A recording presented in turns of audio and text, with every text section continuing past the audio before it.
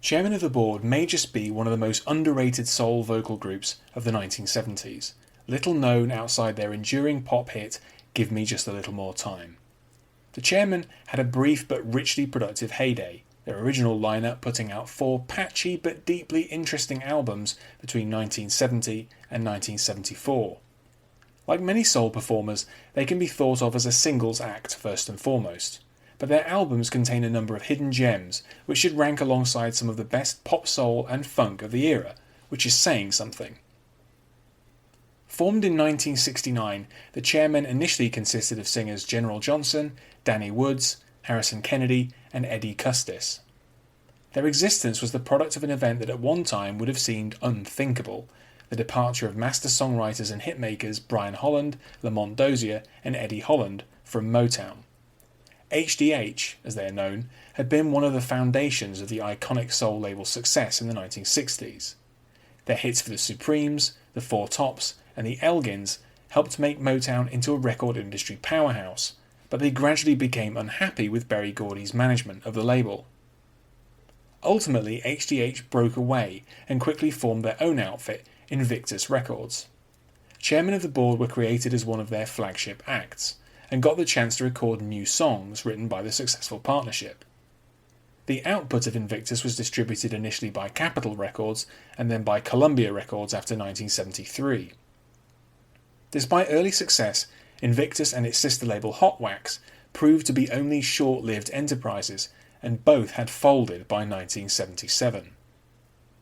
The albums and singles made by Chairmen of the Board remain the overlooked jewels in the Invictus Records crown. Choosing just 10 songs to sum up this act is a challenge, but any one of these songs is a must-listen for fans of 70s soul. Number 1. Give Me Just a Little More Time from 1970. Chairmen of the Board made an immediate impact, musically and commercially, with this enduring classic of pop soul. The shadow of Motown looms large over the song.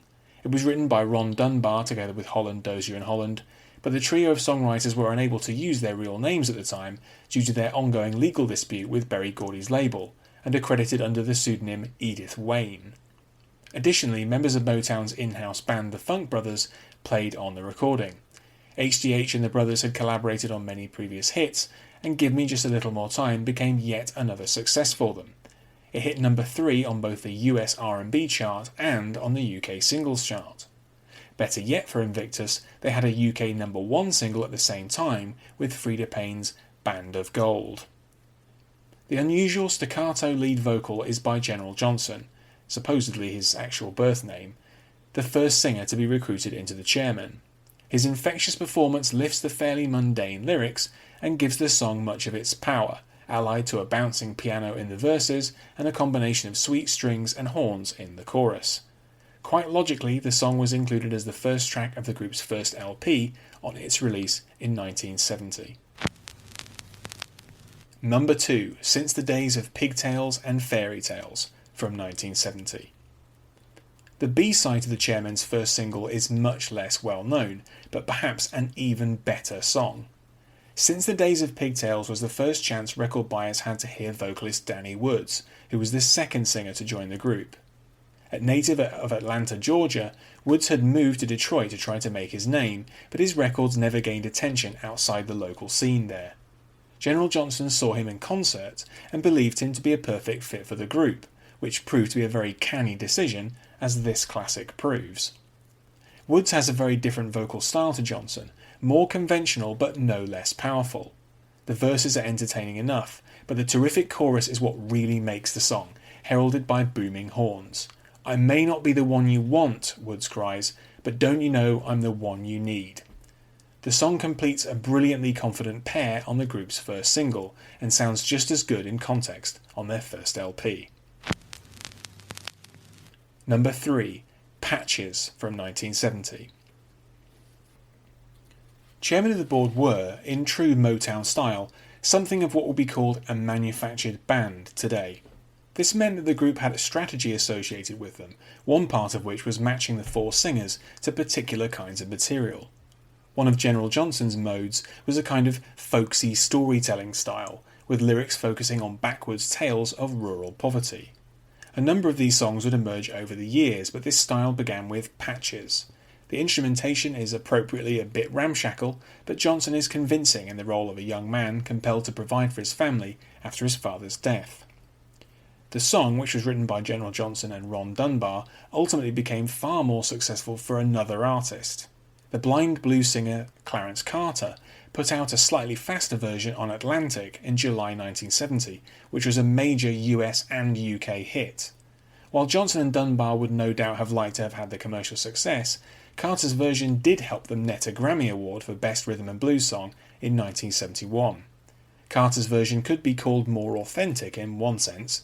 The lyrics mention Alabama, and his recording was actually made there at the famous Fame Studios in Muscle Shoals. Number 4. Pay to the Piper from 1970. Invictus Records wasted little time in having Chairman of the Board release a second album. In Session was released only 6 months later, meaning they had put out 2 LPs within the span of 1970. The release of Pay to the Piper as a single was one of the promotional moves for the second album, and a successful one at that. It reached number 4 on the US R&B chart. The song has another memorable vocal by Danny Woods, who was compelled to sing in a higher register than usual. According to Dean Rudland, this added an urgency to his voice that translated well to the listening public. This technique had of course been used to great effect before, notably on the 1967 Four Tops record Reach Out I'll Be There, which had Levi Stubbs operating at the very top of his vocal range.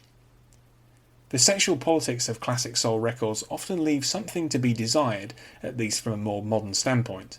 Pay to the Piper seems to imply that if a man has wined and dined a woman, then he ought to be able to expect something in return, and it's not hard to imagine what that something is. In any case, this is a fantastic record, which has Woods accompanied by keys, strings and horns. Number 5. Hanging On to a Memory from 1970. The relatively subdued intro to Hanging On to a Memory gives little hint as to the emotional intensity that the song is later to acquire. While the lyrics about being unable to let go of an old love seem more suited to either General Johnson or Danny Woods, the track was actually given to Harrison Kennedy and is matched with a surprisingly ominous undercurrent of distorted guitar, harmonica and keyboards. The whole arrangement reflects the unsettled, almost tortured nature of Kennedy's vocal. From an album sequencing point of view, it made sense to follow this track with a similarly good Johnson-fronted I Can't Find Myself, which while similar in theme is much more bright and breezy in its arrangement. Together, these two tracks went towards a fine run on the second half of the In Session LP, which in retrospect might be the most accomplished album the Chairmen recorded. That impressive run continued with Number 6. When Will She Tell Me She Needs Me from 1970. General Johnson handles the lead vocal on this track, which has similarly dubious sexual politics to Pay to the Piper, but which has more than enough musical qualities to redeem it. The lyrics concern a man who yearns to help a woman seemingly trapped in an abusive relationship. With flowers in my hand, I stand at her front door, Johnson sings. She looks as if to say, what are you out there for? A logical response, honestly. The actual soundscape of the track is excellent, however, built from guitars in the psychedelic soul style, great drumming and horns. Johnson's vocal is agonised and desperate, reflecting his doubtful White Knight crusade.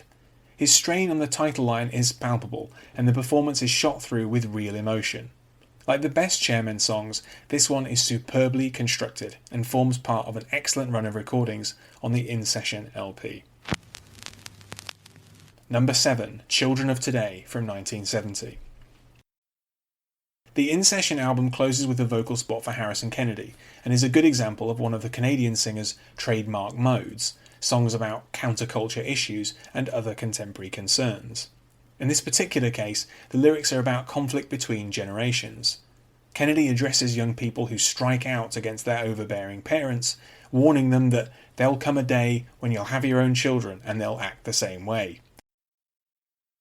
In common with other songs fronted by Kennedy, the song makes notable use of harmonica, which had become something of a motif for him and which he presumably played himself. Later on the Bittersweet album, Kennedy would record another song with a related theme, I'm a Sign of Changing Times. For its part, Children of Today would be released again on Kennedy's solo album Hypnotic Music in 1972, where it was again used as the closing track.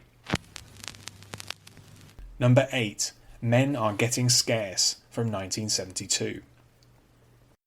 It wasn't just Edwin Starr making soul records expressing fierce opposition to the Vietnam War. His huge number 1 hit with War in 1970 helped inspire other acts to follow his lead, including Chairmen of the Board. The group's third album, Bittersweet, is as patchy as its title inadvertently suggests, but it starts strongly with Men Are Getting Scarce. This infectiously funky track is not quite as strident as Starr's effort, but takes an interestingly different take on opposition to the conflict in Vietnam. In the song, sung by General Johnson, the lyrics speculate about a future in which the casualty rate becomes so high that men literally become scarce. While the song makes no mention of race, it's tempting to make a link with the disproportionate application of the draft, which contributed to the high number of black Americans serving in Vietnam. By 1972, public opinion, particularly among African Americans, had turned decisively against the war, which helps explain the proliferation of anti-war soul and funk records. The changing times are also reflected musically, such as in the fact that this song is by far the longest that the band had recorded up to this point, at over 5 minutes.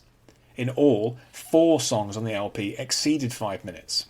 The spoken word opening is also a very contemporary touch. As long as man can remember, General Johnson begins, he has been forced to engage in senseless wars of hate, greed, and prejudice. Number 9. Finders Keepers from 1973. By 1973, the Invictus label was already beginning to struggle, and it was becoming increasingly clear that it was not long for this world. However, the company did go to the effort of releasing a single ahead of time to promote the upcoming 4th Chairman of the Board album. Happily, the single was a success and hit number 7 on the US R&B chart. Finders Keepers is an excellent and engaging vocal spot for Danny Woods, themed around him snatching a lover from under the nose of another inattentive suitor. Gloating may not be the most obviously attractive emotional hook for a song, but the Chairmen definitely make it work. The song seems to carry some influence from Stevie Wonder, primarily in its notable use of what sounds like a clavinet, but also in Woods' deployment of a low, growling vocal tone. Wonder also sang like this on occasion on contemporary tracks like Living for the City from 1973 and later on the epic As from 1976. Significantly, that keyboard part was apparently the work of none other than Bernie Worrell, the extraordinary keyboard player for the inimitable Parliament Funkadelic dynasty. It's been speculated that his P-Funk colleague, electric guitar god Eddie Hazel, also played on the Skin I'm In album. Number 10. Everybody Party All Night from 1974. Prior to the release of the Bittersweet album, Chairman of the Board had parted ways with Eddie Custis, whose middle-of-the-road balladeering and, frankly, unbearable covers of old war horses like My Way was clearly a poor fit for the group. With the Skin I'm In LP coming up, the group shrank once again with the departure of Harrison Kennedy, who decided to remain in Canada. More changes were afoot for what would prove to be the last Chairman album to be released by Invictus. The opener, Everybody Party All Night, proved definitively that Johnson, Woods, their new producer Jeffrey Bowen, and their assembled musicians were fully on board the funk train. The song has a lot in common with Edwin Starr's earlier cut Funky Music Sure Enough Turns Me On, and has the same hedonistic theme. The furious guitar work laden with wah pedal reflects an influence from the likes of Parliament Funkadelic, and may even have been performed by Eddie Hazel. The spacey synth solo also reminds of the P-Funk Empire, which was an absolute juggernaut in 1974. Unfortunately, the Skin I'm In album was anything but a juggernaut, and crashed and burned to become a genuine funk soul obscurity, which the group effectively disowned. Chairman of the Board continued in a number of different forms following the dissolution of Invictus. For some time, a lineup including Johnson and Woods recorded beach music and were a fixture on the live scene in North and South Carolina. Johnson passed away in 2010 and Woods died in 2018.